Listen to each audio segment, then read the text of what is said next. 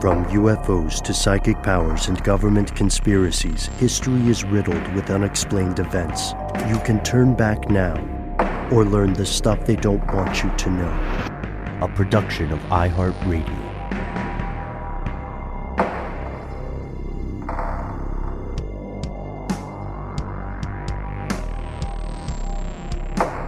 Hello, welcome back to the show. My name is Matt. My name is Noel. They call me Ben. We're joined, as always, with our super producer, Alexis, codename Doc Holliday Jackson.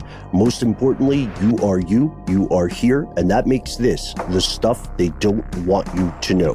Folks, I'm recording from a very remote location this week, but I didn't want to miss the opportunity to speak with everyone today.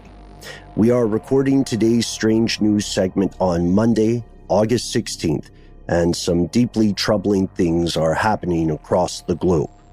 Wherever you live, you have probably already heard about the chaos sweeping Afghanistan as U.S. forces make a hasty retreat, and city after city after city falls to the Taliban. The recent footage of massive crowds mobbing the airport to escape Kabul bears a shocking similarity to the fall of Saigon in 1975.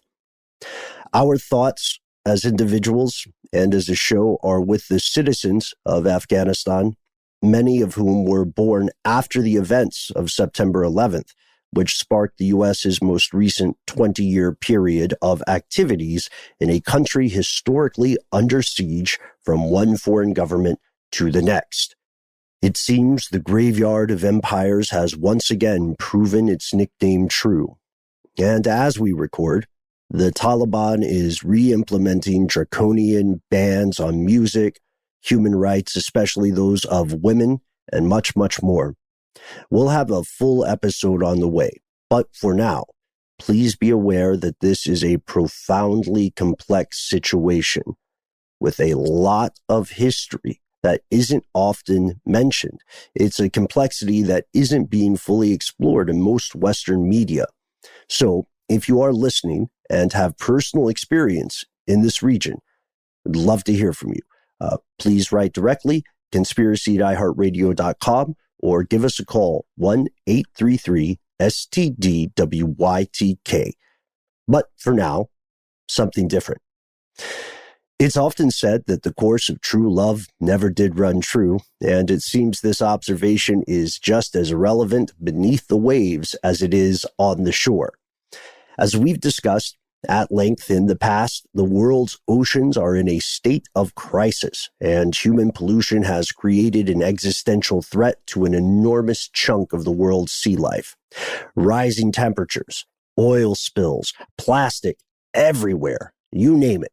Living in the ocean was never easy, and now the creatures beneath those waves are essentially playing the game of life on hard mode. Scientists still don't understand the full spectrum of long-tail effects and consequences that come from dumping so much junk into the water, and this goes far beyond the harrowing photos of turtles caught in plastic six-pack rings or, fish whose bodies are riddled with microplastics. Yet this isn't the typical story about waste. It is a striking one. And for context, it's important to say that according to the International Union for Conservation of Nature, at least 8 million tons of plastic end up in the ocean every single year.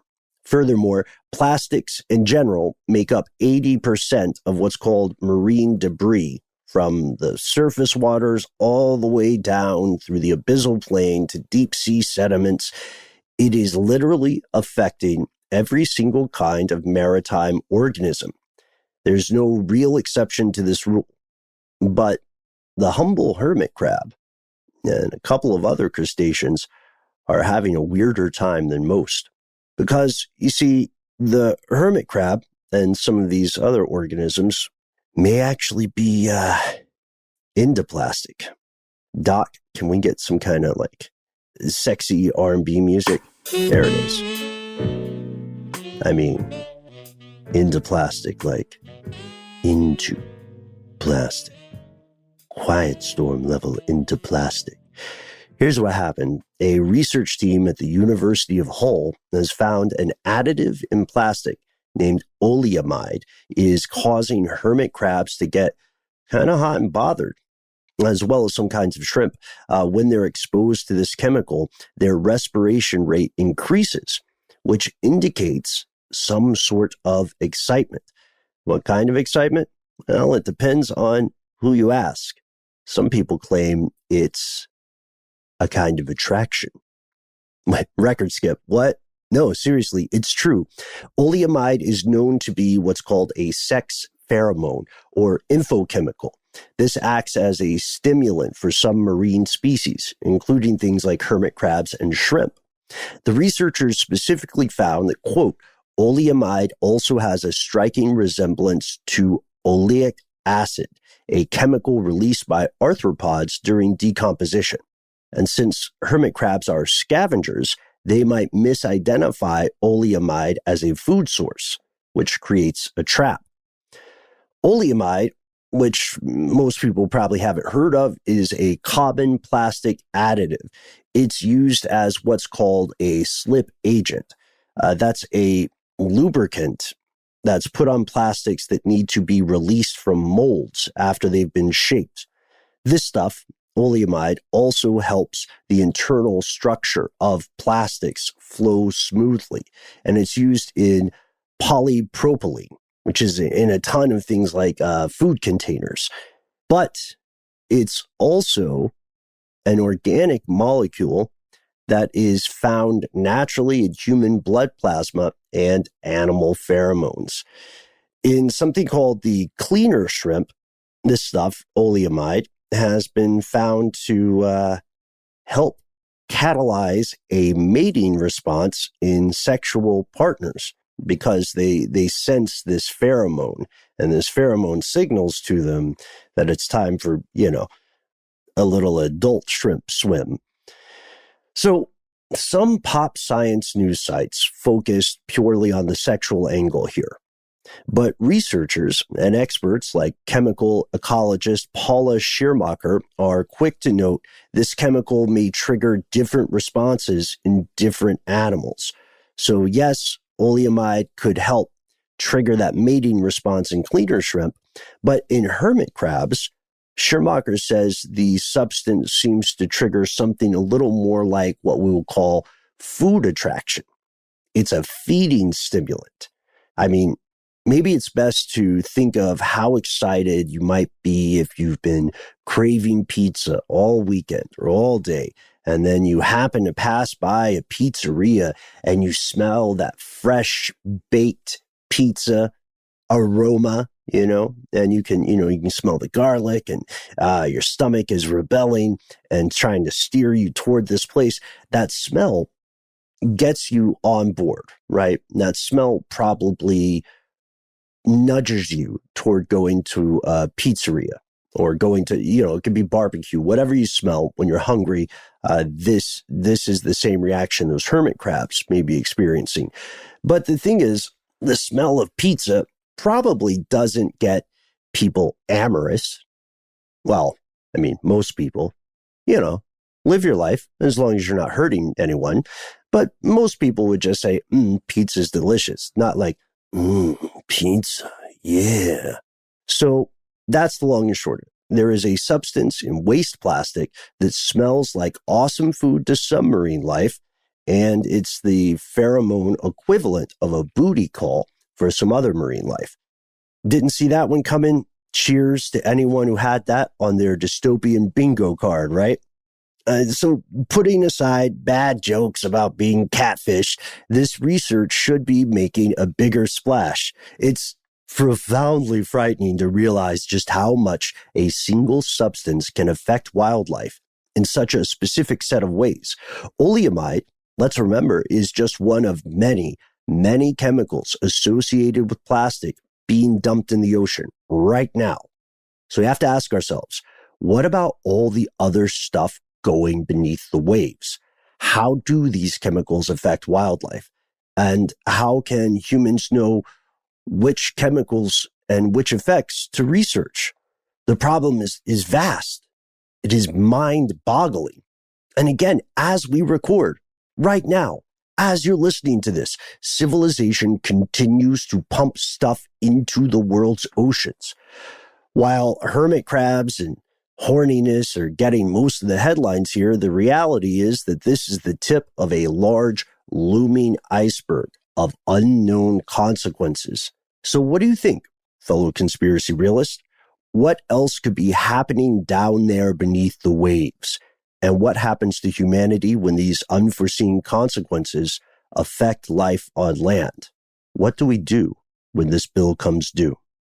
Signing off from an undisclosed location. Stay safe. Let's talk soon. Oh, man. That was a great story. I'm sorry that we weren't all together to discuss that more, but I'm really glad that we learned about it.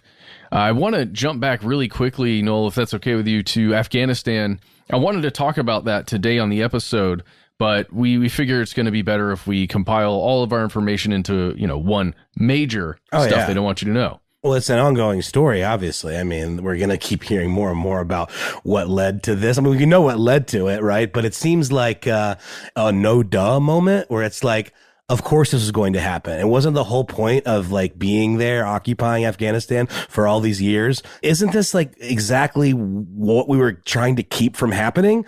The Taliban reoccupying Afghanistan, for all of these years. And yet the moment we take off, here it is. Seems like a real, critique of all of this investment we've put into that country and all of the, time we've spent there. It is a weird situation, a tale of a quagmire as old as time, right? And Ben was right on there when he referred to it as the place where countries go to die or empires go to die, Afghanistan.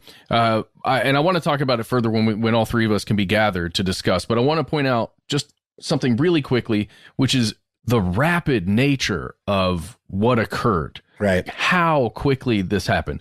As Ben said, we're recording this on August 16th. That's a Monday. And on the 13th, last Friday, as we record, I want to read you just a few things from this article out of ABC News. It says, Taliban fighters executing surrendering troops, which could amount to war crimes, U.S. officials say. The U.S. Embassy in Kabul has also urged Americans to evacuate Afghanistan. So that was happening on Friday. There were a lot of alarms being raised because the Taliban was on a heavy offensive against many of the cities in Afghanistan as of last Friday. And they had been doing so for not that long, but the offensives have been tracked by Western news sites for quite a while. I want to read two things from that article. Quote, the U.S. Embassy in Kabul has also urged Americans to evacuate Afghanistan immediately amid fears that the capital could fall into Taliban hands in a matter of weeks. That was on Friday. Yeah. A military analysis said the city could be isolated in 30 to 60 days and be captured in 90 days, a U.S. official told ABC News. But that timeline seemed even more accelerated Thursday as the Taliban claimed another city, the third largest in the country. So that happened on Friday. Then on Sunday, yesterday, over the weekend, here's something from the Daily Sabah, Sabah. Here's the title. Afghan President Ghani relinquishes power. Taliban form interim government. Jesus. So and in between those two stories, also on Sunday, they also took over Bagram Air Force Base, one of the major, icons, I guess, of American and Western power within the country. Mm-hmm. They took that over. There's a prison within that Air Force Base that housed over 5,000 people. Those are Taliban fighters. Those are ISIS fighters. Those are all kinds of people there. The Taliban took the whole thing over and began releasing prisoners all over the weekend. It's just insane, and I cannot wait to discuss this further in a full episode. Biden summed it up nicely in like the most, again, no duh statement of the year. The truth is, this did unfold more quickly than we had anticipated. Yeah. And I get it. He's making a political maneuver. He says he didn't want to pass this on to another administration. This is, he's been the fourth president to preside over this decades-long conflict that has always, quagmire is the word of the day. It seems like it's always felt like that. And it was also complicated initially what led to the invasion in the first place. So it's kind of been a thing that's, been inherited and kind of serviced over the years. And like, it's always felt like it's been one step forward, three steps back. So maybe he just wanted to get out of there and just be done with it. But it's also like not a great look and a lot to unpack because the history of it is long and very complicated. That's right. And we're not doing that now. Nope. But we will soon. For now, we're going to take a quick break, hear a word from our sponsor, then we'll be right back with more strange news.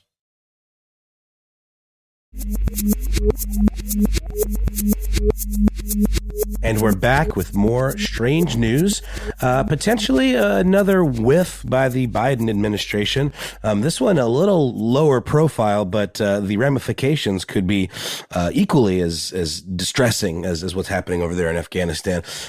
Probably seen a lot in the news lately, or at least on social media, more so on social media, I would say, even than in the news, that fentanyl, the synthetic opioid, has really been wreaking havoc on people, causing tens of thousands of overdose deaths a year. In your local communities or in your local scenes or whatever, you may have started to see people posting screenshots or image macros or whatever talking about street drugs being laced with fentanyl. Which, as we know, we've talked about it before, especially in our big pharma episode and about Purdue Pharma in particular, how little fentanyl it takes to cause a deadly overdose. It's like there's images online where you can see a penny and then you can see some crumbs of fentanyl next to it. And it's literally like 1 or 2 milligrams. That can cause you to absolutely drop dead. And it has a lot to do with what type of fentanyl it is, because there's so many different cousins, like chemical cousins. Thank you, Matt. That's a big part of what today's story is about as well. It's sort of a two-tiered story. But so again, with those, shares that you might be seeing on Instagram about, it's about looking out for your friends. If you know any addicts or you know any users, I mean, plenty of people do. You don't have to be an addict to be a drug user, but cocaine, MDMA, things like that, there is or has been a lot of concern about these street drugs that are laced with this potentially deadly substance that can cause an instant overdose if just by, insufflating, I believe is the word, for snorting or injecting just a few grains, not grams, mind you, grains. And so there's a lot of information or call to action on making sure you get this overdose deterrent called Narcan, which is it's like a little inhaler, and you can literally save someone's life. It's apparently very, very, very powerful and relatively easy to get. You can get them at pharmacies. There are places that are passing them out for free and teaching classes on how to use them. So it's a lot of the stuff that I've been seeing is about being prepared and watching out for your friends and maybe carrying one of these around with you. But the story for today is about a bit of a PR, let's say, misstep that the San Diego Police Department did. Because yes, while we know this substance is very, very dangerous, it is still possible to fearmonger about it in ways that could actually do more damage than create positive outcomes. And this is, I think, what is happening with this story out of San Diego. Essentially, the San Diego Police Department did was they released a video, which essentially, it almost looks like you're watching a news package. You've got stand-ups from these different officers. But you have this body cam footage of a young officer handling something, evidence of some kind during a traffic stop in a trunk, and then all of a sudden passing out, just literally keeling over on his back. Then you have this very heroic footage of the body cam, the perspective shot of his partner unpacking one of these Narcan inhalers from the blister pack and then administering it to his buddy. Then he's loaded onto a gurney, and it's almost literally one of those sitting up with the 2 thumbs up. It's like, thanks for saving me, pal. And then it's got stand-ups, talking heads of the officer, his partner, and I believe one other representative of the San Diego Police Department. But the officer unequivocally says, I overdosed, and his partner is saying, and his eyes rolled into the back of his head, he was clearly overdosing all the way to the hospital. And they released this, and the news ran it as fact, the local news. There's several examples of this being picked up and just run as fact, because amidst this kind of climate of fear that I'm talking about, a very real fear that should be real around this substance. It's the kind of thing where, of course, you're going to not question this. You're going to run it. You're going to be like, oh my God, it can kill you just by touching it, just by looking at it, and so then we have some folks in the medical community coming out and saying, well, actually, this isn't true at all. You cannot overdose simply by touching the substance. It's just not biologically possible, is what the experts are saying. So let's go to the experts real quick. Before we do that, I just want to say this is really surprising to me, and I think I fell victim to some of the stories coming out about fentanyl and officers coming into contact with it. Not this particular one, but in the past, other stories about an officer encountering fentanyl and getting it on them and then needing Narcan just in case. And I think we even talked about it before. I think we did too, Matt. I think we did too. Wow. And here's the thing. They never released any toxicology. The young man didn't die. The dude didn't die. But they never actually confirmed that it was an overdose with the hospital. And the sheriff of the San Diego Police Department admitted that he himself, not a doctor, is the one who put this out to the public that it was an overdose. And again, this video really is what you would call a public service announcement type video, or almost like it's meant to educate, but unfortunately it's just laced, no pun intended, with misinformation. And these experts that we're talking about, one of which is someone named Gretchen Bergman, who's the executive director and co-founder of an organization called A New Path. And A New Path is meant to reduce the stigma associated with drug abuse and disorders, to treat it more like a psychological condition that needs to be treated therapeutically rather than having people locked up. And she said it just didn't feel right. It didn't sound right. He had gloves on, but even if he had gotten it on his skin, he would have had to take his hand to his mouth or nose. It doesn't seep into your pores. And this is backed up by numerous other medical professionals in various sources that we read, or that I read for this. And, it's just interesting because the idea of stigmatizing drug users is something that's always kind of gone hand in hand with the quote unquote war on drugs. And, the idea of mandatory minimums and treating drug users as criminals rather than people that are in need of counseling or, mental health issues, right? Or suffering from mental health issues. And that's something that Biden, as part of his campaign, was very much about. He's got a son that famously struggled with drug addiction. But apparently, he has also quietly done expanded legislation that does just that, imposes mandatory minimums, not on fentanyl itself, but on what's called fentanyl analogs. And Matt, you hit the nail on the head at the top of the segment. You were talking about how many different flavors and styles, some flavors is I'm joking, but different slight variations on the molecule that is fentanyl, that can be considered fentanyl analogs.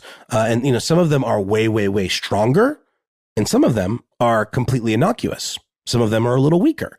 But through this thing called class-wide scheduling, they are all treated the same. And it essentially amounts to, I read a really great article on the Marshall Project, amounts to a similar treatment to what was done with crack cocaine in the 1980s versus powder cocaine. Essentially, what was done with crack was treated much more harshly in terms of possession because it was seen as this epidemic. But it was also, I think we could probably all agree, seen as a way to harass and jail and mess with members of minority communities. Because if there's more crack in minority communities and more powder cocaine in affluent communities, well, you're more likely to get longer, harsher sentences in minority communities. And, you could argue the causation of that, but it seems to me like it was done pretty consciously. And the same thing is true with this. When we're talking about drugs laced with fentanyl, they can be laced with either fentanyl, proper fentanyl, like you would get prescribed, from a doctor, which it is used. It's a Schedule II drug, which means that it has high instances of addiction, but also that it is a drug that can be used to treat. It has legitimate use to treat conditions like cancer and pain from cancer. But the analogs, Matt, are actually receiving harsher penalties. So it requires a much smaller amount of a fentanyl analog to be found, say, laced inside of a batch of cocaine that someone's selling than actual fentanyl itself. And the argument is that this is being done in a similar way, targeting minority communities. What do you think? This is what I would say. Very recently, we started a show called Psychoactive with host Ethan Nadelman, who founded the Drug Policy Alliance. And was it last week? No, it was on August 5th. We released an episode all about this, specifically about analogs of fentanyl and what fentanyl is and why there are more deaths from overdose than car accidents, gun shootings, drownings, and a couple other things combined. And just like, why? How is that happening, right? And it was all about this specific thing, all of these different analogs, because some of them, at least from that interview and from to my understanding, it has to do with the strength. Sometimes these analogs are 10 times more strong than regular fentanyl, which is already like 40 times more strong than heroin. Mm-hmm. Then some of them are not as strong, but it's very difficult to know what you're dealing with, especially if you're on the user level. You have no idea, right? Unless the person whoever your dealer is a legit chemist who's making the stuff, who can describe it perfectly to you and you can understand it perfectly. It's a dangerous situation, and I can see why maybe law enforcement would want to punish the use of this stuff much, much more, because it is causing so much death, no matter who you are, where you are. But why treat the analog more harshly than the substance itself? Well, it's hard. I can't recall this interview completely from Psychoactive, but one of the major points is that the year's supply of fentanyl that comes from outside of the U.S., if you imagine the shipping in of drugs, there's all kinds of creative and weird ways that to reduce the weight and other people do to get stuff in, right? Yeah, well, but also to reduce the weight and like have more strength with less weight. I'm not going to say it correctly. You have to listen to that interview to get it. But the actual physical amount of fentanyl that is in circulation in the United States in any given year is very, very tiny. It was like two small, whatever the units were. It was two tiny amounts. Just talking about how difficult it is to police that, right? If you imagine a smuggling operation. When it's an analog, I think I don't know. I really don't know. I'm imagining if they're finding that it's being produced statewide somewhere, in some labs. This is all speculation on my part because I have no idea. I have no idea why they would treat the analogs that differently besides the huge variance in effect. No, I'm totally with you. And I think legislation that would target the manufacturers and the folks that are actually bringing this in makes a lot of sense. But ultimately, what this legislation does is it punishes the street level dealers without really, having much in place to find the root cause. Maybe that's just because it's too difficult because it is such a small amount. But like there's an article about this dude Todd Coleman who got sentenced to 10 years in federal prison for selling 30 grams of cocaine. And the reason for that is because the crime lab found that it was laced with 3 illegal fentanyl analogs. One was benzyl fentanyl. And in fact, they were incorrect. The crime lab made a mistake. None of the compounds were a fentanyl analog. 2 of them weren't even controlled substances. But the point is, like, if they found this fentanyl analog, it is a harsher penalty than actual fentanyl. And that doesn't matter if it's one of the molecules or one of the variations that is absolutely innocuous, or if it's something like carfentanil, which is like, I think 10,000 times stronger than morphine. Yeah. So it's just interesting, and I'm not trying to be alarmist. And I mean, the Marshall Project is a nonprofit journalism organization that, deals with criminal justice stuff and possibly has an agenda. But I do think it's interesting that the way you can look at it similar to like crack versus cocaine. I think it's an interesting thing because you are going to be more likely to find some of these fentanyl analogs or some of these laced drugs in minority communities. Yeah. And not minority communities, but maybe from minority dealers. Right? It's hard to say. Look, here's the rough thing for me, man. Somebody I loved, somebody that was a fan of this show, was really close to me, got sold by some street level dealer cocaine that had fentanyl in it, and he died. And if I could find that person, I would. I'm not going to say it. I would love for that person to be in prison so that I can't get to them. What I'm saying is, I understand why law enforcement has that view of like somebody selling fentanyl laced anything should go away, but it won't ever stop the problem because someone will always be there to fill the position if person A goes to prison, right? So it's just it's a terrible situation. I don't even know how to put it, man. It really is terrible. If there's injustice, there's injustice, and it needs to be taken care of. It's just the substance itself is so dangerous. It is, but it's also, let's also talk about the fact that many of these analogs, it's all a game that these like black market labs are playing to keep from being prosecuted, because if you change a molecule of something and make it something that's not technically scheduled, then you are in fact shirking the law a little bit. But, you know, again, devil's advocate here. I'm just trying to look at both sides. So there's the crack cocaine, analogy, but then there's also like, well, if you pre-schedule all fentanyl analogs, even ones that haven't been invented yet, then you are potentially lowering the incentive for higher level manufacturers and dealers to lace their stuff with it in the first place. So that could be seen as a positive version of this.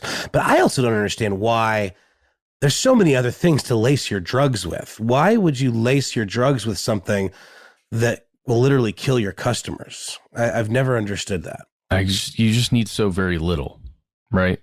Per whatever you're selling, per dose, per use. So, I mean, I think that's why it's, I don't know. I'm not an expert, but it certainly seems like that's why, because it's very, very strong and you need very, very little. So let's just say you could have pretty terrible cocaine, but a little bit of fentanyl goes a long way in that case. I guess that's true, but it's also like, I mean, fentanyl is a depressant and cocaine is a stimulant. Anyone that thinks, oh my gosh, this cocaine is great because a little bit of fentanyl is in it, probably doesn't know what the effects of cocaine feel like. Yeah, sure. Like me. But, well, but still, but, you know, same with heroin, same with whatever else people are buying and using. It's just,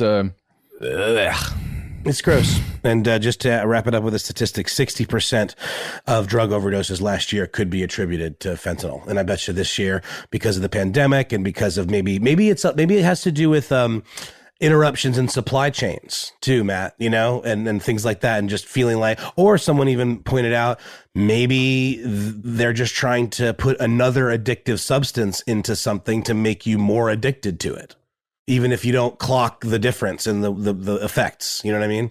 So that could be part of it too. There's a lot of reasons, and these are evil people and absolutely should be put away. But just something to consider. It's weird, man. It's weird because it's all just humans trying to experiment and get through something. I don't know. There's so many. It's so complicated.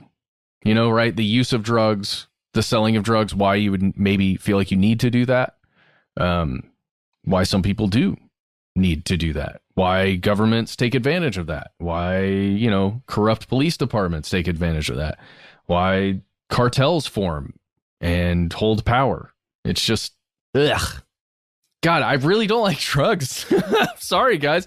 I promise I'm not some narc or police officer. I've just experienced some negative things in my life associated with them. So, it literally, you go ahead and do the bingo thing because I just don't like it. Well, there's a lot not to like. There's not a lot to like for sure. And we are going to take a quick pause now for a word from our sponsor, and then we'll be back with today's last strange news.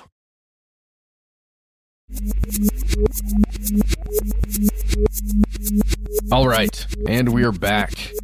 We are jumping to a weird story. It's strange news. I would call it strange news for sure. It's a little bit stale, maybe, because the original things that occurred happened last year in November, and then were updated in June of 2021 this year. But the big news is coming out right now, and I think we should talk about it. Let's do it. This story has to do with money. people who manage budgets, people who manage accounts, and what happens when someone with access to the funnel of that cheese maybe decides to do something. Funnel. Like a cheese funnel. Is it like a cheese fountain, like at Golden Corral? Really? Ooh, yeah, they have. That's a thing. That's the thing. Please continue. Pay me no mind. So sorry. Okay, well, what happens when somebody who has access to where that begins, or at least an access point somewhere within the chain, decides to do something wrong? Well, herein lies the story of Ralph Puglisi, a 59-year-old man now, today, as we record this, who was working for the University Medical Service Association Incorporated. That's what he was working for. They are associated with the University of South Florida. And he's one of these guys who's kind of higher level manager on the money side of this organization. He just pled guilty to embezzling $12.8 million. Ooh. Woo! Yeah, that's a huge amount of money to embezzle. I always think back to a certain Mike Judge movie when it comes to embezzling money, trying to take a tiny bit of money off the top of every transaction or something. In this case, it was very different. In this case, Ralph was using company credit cards and accounts to just make huge payments for things. Payments that were very odd in general. And what, according to the Tampa Bay Times, he would just try and mask some of these payments and invoices for large sums of money, and he got away with it for a long time. Kind of weird. I'm trying to imagine, just to give an example, Noel and Ben and I, as a part of our duties as, producers here, executive producers, we have to do a thing where we cite invoices, right? If we make a payment on behalf of the company for some service, some good, some recording equipment, or some studio time, we have to go through and report exactly what that is, give a receipt, give a reason for spending that money. Well, Ralph had to do the same kind of thing, but the people around him, the people, who he reported to, apparently were just not noticing or looking the other way, or worse. Well, I mean, as we know, being part of a large organization like we are, this seemed to be a relatively small nonprofit corporation. I mean, comparatively, but like iHeartRadio is a massive company. And I think we've all, to varying degrees, been behind on those expense reports and usually only get robo emails. It's not like we have someone knocking down our door saying, hey, where are those expense reports? Where are those TPS reports? Nobody is really doing that. So it's pretty common, I think, for things like that to lapse. And that's not like anything that we're not reporting is because we're doing anything nefarious. It's usually because we're just underwater and haven't gotten a chance to get to it yet. And it's usually very obvious based on what we're buying. And it's going to somebody, it's not like we're stockpiling this stuff. But Matt, this is not what was happening with this story. This stuff was going to a very specific thing that seems like it would have immediately raised a red flag, if not just for this reason alone. Well, agreed. We're not doing anything wrong, and I'm just stressing that. But this guy was, and it was going to a weird place, going to a couple weird places. I'm gonna start on the lower end, the stuff that's reported later in all the articles that you can read about this, before we get to the juicy thing, Noel, if that's okay. Please. I'm glad I didn't spoil it. This guy is accused, according to the Tampa Bay Times, of making around $650,000 in payments to an LLC that was owned by himself and his wife. Like personal travel, like $375,000 in personal travel. Can you imagine traveling that much? No, I cannot. And we travel a lot, and we know what those bills about too, and they ain't nowhere near that. Yeah. How about this? $190,000 in rent payments. Trying to think of how much I've paid in rent over the course of my life. And it's a lot of houses, a lot of places that I've rented. Don't think I get anywhere near that. So I'm wondering, there's no breaking down of these numbers in these articles, but yes, in the court proceedings, I'm sure they're doing that. $121,000 in house improvements. Oh, Noel, how about this? 21 grand in cell phone bills. 21 grand. Why? What? A cell phone bill's like $100. I mean, I pay for my and my mom's cell phone bill, and it's $200 a month, if not a little less. Like, what could possibly? What are you doing? Well, I don't It's know. a lot of roaming. It's a lot of roaming. He also sent $100 to his wife's PayPal account. So, that was really the nail in the coffin there. But no, let's jump to the main reason why we're talking about this as strange news. This guy found a way somehow, and I think this is one of the main cruxes of why he agreed, why he's pleading guilty, why he signed the plea agreement back in June. He was funneling money to a website called mygirlfund.com. Now, what we're going to talk about here, if anyone's listening and there are children or younger people, maybe consider pausing or skipping forward. I'll just say before we go any further, this is an adult website for adult things that we're going to discuss. Okay? Okay, we'll continue. We talking like an OnlyFans type stitch, Matt? Are we talking like Pornhub Premium? I need the details. It's like a cam site, if that makes sense. But it's also a adult like chat cam site. I don't really know. Chatterbait, probably. Is it Chatterbait? Is that what it is? The guys, clearly I'm a porn aficionado. I don't know what that is. I'm sorry. I'm really showing my hand here. Well, all right, we'll stop. The kids are gone. What is Chatterbait? I don't even know what that is. It's a cam. It's just a cam site. It's a cam site that involves communication back and forth. I don't use it. I'm keyed in to the internet and the zeitgeist, you guys. I just know about this stuff. But it's something where you can have, direct communication. You can give gifts, you can give tips, it involves chatting directly, and you can have, the performers do certain things depending on how much you tip. So point being is it's not a subscription service, and it could be an all bets are off thing, where if you really have a problem and you're in some sort of like porn addiction rabbit hole, you could be dropping mad cash on a particular performer of your choice. That would be like outrageous. Well, you may think that that's what Ralph was doing, but it seems like there's something else at play as well. He, according to the Tampa Bay Times, we said $12.86 million in total that he embezzled. Well, $11.5 million of that went to mygirlfund.com. Jeez. $11.5 million. And before, you think, wow, this guy just was, like you said, really into a few people and gave them a lot of money. He was actually embezzling this money authorities think, with the help of a family or a close family associate, let's say. I believe they said it was his stepson's fiance. They reportedly found an Excel document that showed around $750,000 in profits that they had made through somehow giving money to this website and buying credits with that money.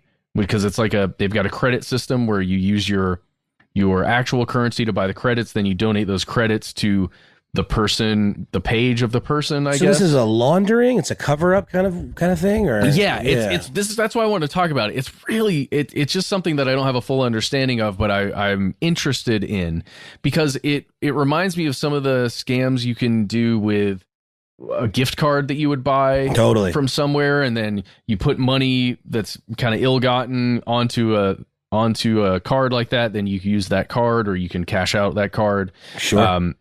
It's kind of like that, only they were funneling it through this particular website. So whatever they did, because we don't know exactly, we know that they were funneling tons and tons of money through this website. The question is whether or not the people who run the website and the finances of the website had any idea it was happening, because surely that was a large, those are large transactions, I'm assuming. Yeah. Right? Or was it just the two of them working together?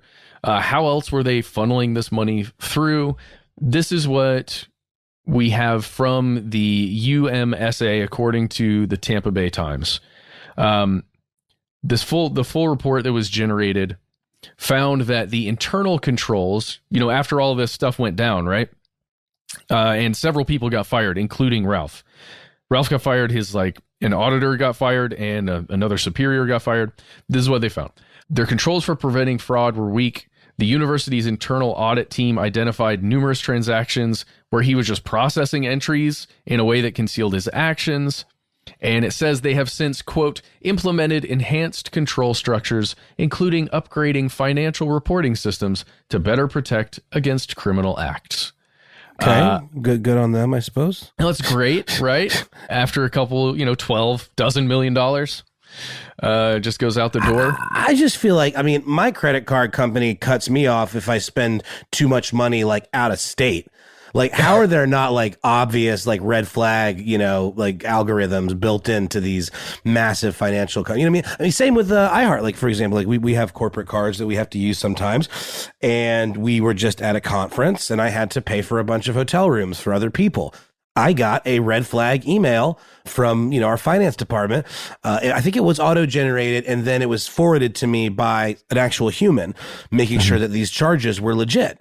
And I said, yes, they're legit. But it was me, the potential fraudster, that was saying, yes, these charges are legit for reasons. So I suppose if that same thing happened with our guy here, it could have been a similar situation. But all of these just seem so suspicious, every single one. Yeah, it's some weird stuff. And we're not even going into all the details here, but I'm going to read you this last thing, which is, so where did this money come from? He's working for a nonprofit associated with the University of South Florida. They seem to be involved, at least from my understanding, with staffing. So staffing a lot of the organization's needs. There's really big medical schools there. It says, according to this article, the stolen money, quote, came from the funds generated by patient care, and just wait for it, no state philanthropic grant or research money was impacted. So, just the money that patients were going in for procedures and for healthcare, that's all that was stolen. But I guess from the company's standpoint, that means that's basically their profits. It's not the money they were holding for any other major reason. Freaking wild, dude. Really weird stuff. What's the stuff they don't want you to know? Well, there are a lot of people who are somewhat connected to the financial processes of companies across the world. And it makes me wonder how much of this stuff is happening, on what kind of scale, right? Is it really tiny stuff? Are we thinking Office Space level here, or are we thinking what the Office Space guys actually did accidentally, right? And stole millions and millions of dollars. It would be really cool to know if you've ever heard of anything like this, if you've got an interesting account of something like this occurring, or maybe even an historical example. We would love to hear from you. Yes, and we'd also love to hear from you about your thoughts on the treatment of fentanyl and fentanyl analogs, and of whether you think doing these kind of stunts, well-intentioned or not, that the San Diego Police Department did is a good idea, or what. Please write to us. You can find us online at all of the usual social media spots of note. Yes, you can find us on Twitter and Facebook. We are Conspiracy Stuff. Also on YouTube, Conspiracy Stuff. On Instagram, we're Conspiracy Stuff Show. Oh, hey, and by the way, if you know anything about hermit crabs and other crustaceans and the whole thing with oceanic plastic waste that Ben was talking about, we definitely want to hear from you too. So don't forget that part, please. If you don't want to find us on social media and you don't like the stuff, we do have a phone number. That's right. It's 1-833-STDWYTK. You got 3 minutes to leave a message. Please let us know what to call you. Give yourself a nickname. We can call you anonymous, whatever you want. And try to stick to that 3 minutes, and we will potentially use it on one of our weekly listener mail episodes. Yes. And if you don't want to do any of that stuff, but you still want to contact us, please send us a good old-fashioned email. We are conspiracy@iHeartRadio.com.